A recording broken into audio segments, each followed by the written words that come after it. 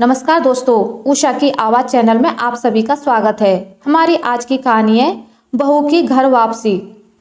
रमेश जी सुबह की सैर करके वापस लौटे ही थे कि उनकी पत्नी शांता ने शिकायत करनी शुरू कर दी। देखा आपने अपनी बहू के रंग? मैंने पहले ही कहा था बेटा बेटा कहकर उसे सर पर मत चढ़ाओ। क्या हुआ, इतना परेशान क्यों हो? रमेश जी ने शांता से पूछा। मैं सुबह नाश्ता बनाने जा रही थी तो आपकी लाडली बहू भावना कहने लगी, मम्मी जी आप रहने दो, पहले मैं अपना और रंजीत का नाश्ता बना लूं।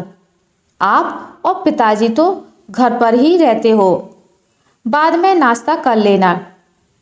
मुझे आज तक किसी ने किचन में जाने से नहीं रोका, अब इनसे पूछकर किचन में जाना पड़ेगा।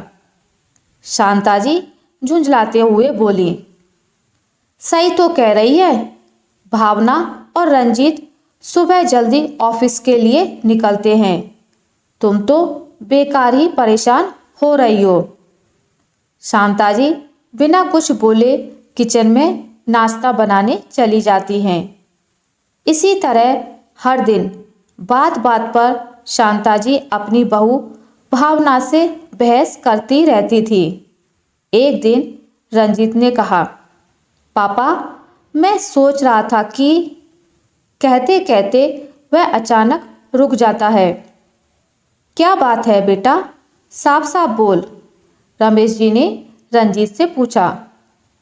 पापा माँ और भावना में हर दिन बहस होती रहती है, क्यों ना हम अलग रहने लगे।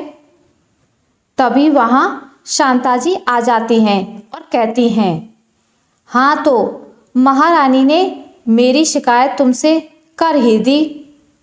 नहीं माँ ऐसी बात नहीं है, लेकिन ऐसे ही चलता रहा तो आगे बहुत परेशानी हो जाएगी। बेटा जैसा तुम चाहो, अगर तुम्हें ऐसा लगता है तो यही सही। हम चाहते हैं कि सब खुशी खुशी रहें। यह सुनकर शांता जी रोने लगती हैं। एक ही बेटा है हमारा और आप भी उसे अलग रहने की बात कर रहे हो। जाने दो उसे, हम किसी को बांधकर नहीं रख सकते। अगले दिन भावना और रंजीत अलग घर में रहने चले जाते हैं। इसी तरह कुछ दिन बीत जाते हैं। दोनों कभी कभी मिलने आते थे। एक दिन रात को 1 बजे रंजीत का फोन बजता है। दूसरी तरफ रमेश जी थे। रमेश जी उसे बताते हैं कि उसकी माँ को सीने में दर्द था, वे उसे हॉस्पिटल लाए हैं, उन्हें माइनर हार्ट अटैक आया है। रंजीत और भावना तुरंत हॉस्पिटल पहुंच जाते हैं। डॉक्टर शांता जी को 1 सप्ताह तक हॉस्पिटल में रहने की सलाह देता है। भावना दिन रात शांता जी की सेवा करती है। वह अपनी नौकरी की चिंता करे बगैर दिन रात हॉस्पिटल में रहती है। इधर रंजीत घर पर रमेश जी का ध्यान रखता है। 1 सप्ताह बाद जब डॉक्टर उन्हें डिस्चार्ज करता है तो भावना कहती है, माँ को हम अकेला नहीं छोड़ सकते, हम अब माँ जी पिताजी के साथ रहेंगे। यह सुनकर शांता जी की आंखों से आंसू आ जाते हैं। वे बहू को पहली बार कहती हैं, बेटी मुझे माफ़ कर दे।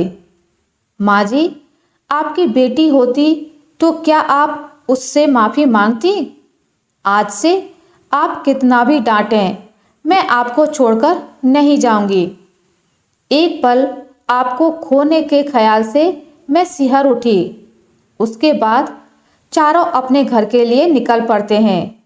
अब बहू बेटी बन गई थी, इसलिए शांता जी और भावना में कभी अनबन नहीं हुई। आशा करती हूँ आपको मेरी आज की कहानी अच्छी लगी होगी।